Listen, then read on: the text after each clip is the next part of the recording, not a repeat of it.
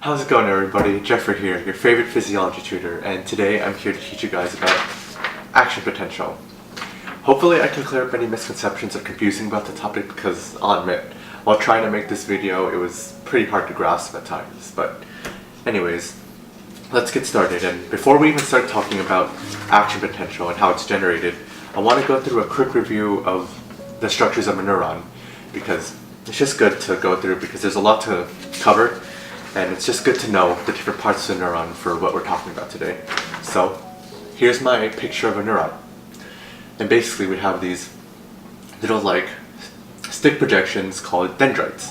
And these dendrites are attached to this huge body over here called the cell body. And the space between the cell body and what we call these little squares is the axon. And this little space is called the axon hillock, where an action potential will be generated, which I'll talk about later. And over here, at the very end of the axon, we have the axon end terminal. And fun fact, this axon here, we have single myelinated cells, and if you know your neuroglia, we know that this neuron is in the peripheral nervous system, or PNS. And specifically, this neuroglia is called a Schwann cell, because it's a single myelinated cell. And the only reason I tell you guys that is because I just wanna make sure you guys do well on our next test. Anyways, so we're gonna start off with part one of action potential, which is gonna start at the chemical synapse. And there's actually two types of synapses. There's the chemical synapse and there's the electrical synapse. But for what I want to talk about today, we're just gonna start at the chemical synapse. Okay, so here we have a picture of what a chemical synapse looks like. And so we start off with the presynaptic neuron, and we have an action potential being generated towards the axon end terminal.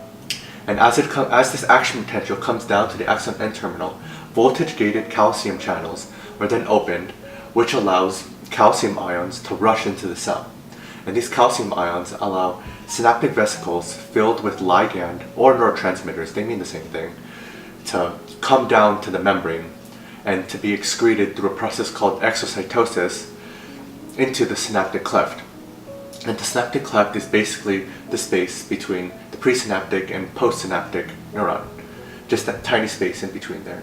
And these ligand molecules can then be, once they reach the postsynaptic neuron, they can be attached to ligand-gated ion channels. And there's two types of ligand-gated ion channels. There's the sodium channel and there's the potassium channel, and I'll go in depth in them now.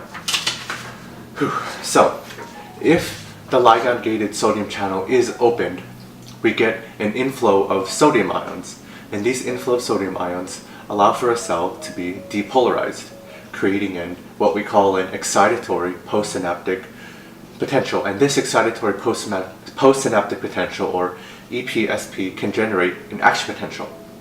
However, if the potassium channel is opened, on the other hand, this will allow potassium ions to rush out of the cell, causing a cell to be hyperpolarized, creating an inhibitory postsynaptic potential. And this inhibitory postsynaptic potential causes the cell to not create an action potential. And so the excitatory and inhibitory postsynaptic potentials both basically compete with one another for whether or not an action potential can be generated. And this competition, in a sense, can be called summation, which basically determines which one will come out to make an action potential. And I have a graph here to show you guys what that looks like. So in this graph, it's a graph of membrane potential. And so we start off at here, negative 70 megavolts. And negative 70 millivolts, if you didn't know, is what we call resting membrane potential. And so when we get an excitatory postsynaptic potential, we get the cell to be depolarized, causing the cell to get more positive. And as the cell gets more positive, it gets closer to threshold, and threshold is negative 5 megavolts. However, the inhibitory postsynaptic potential will cause the cell to be hyperpolarized, causing the membrane potential to go down. See these green lines and how this pink line brings the potential back down. So basically these green and red and pink lines compete with one another whether or not the membrane potential will reach threshold. But The moment the membrane potential reaches threshold at any time, an action potential will be created, and that's what this yellow line is here. And this whole process is called summation.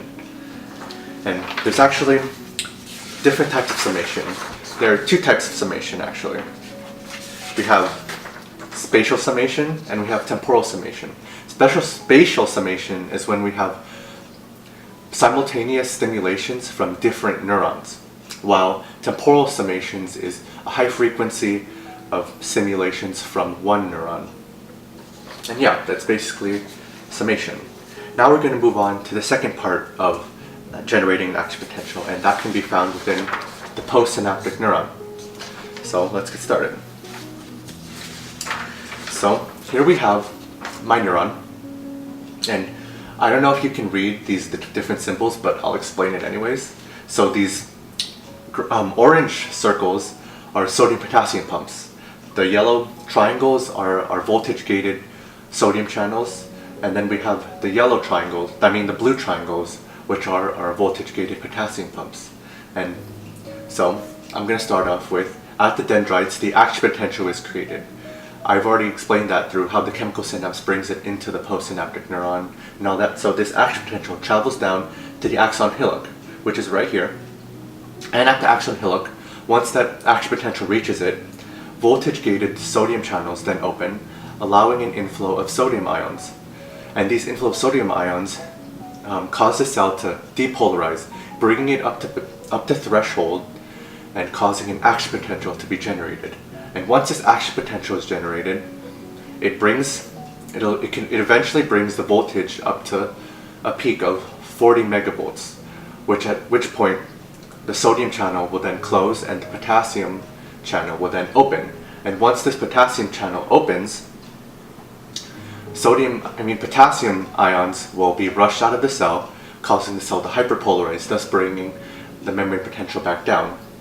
However, as this action potential moves down the cell, down the axon, at the axon, the cell just continues to be depolarized and hyperpolarized, depolarized and hyperpolarized continuously until we reach the axon end terminal once again, where we start the whole process over again within the chemical synapse.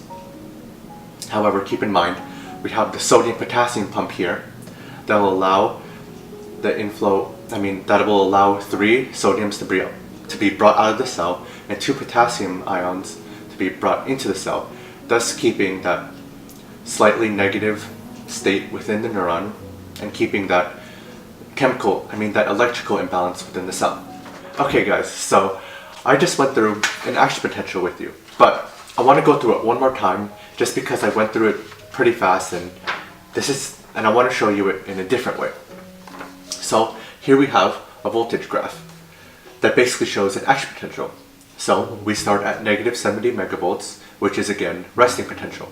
And at resting potential, the action potential that was generated earlier, as it's brought down to the axon hillock, it brings up the voltage, which eventually reaches threshold, negative 55 megavolts.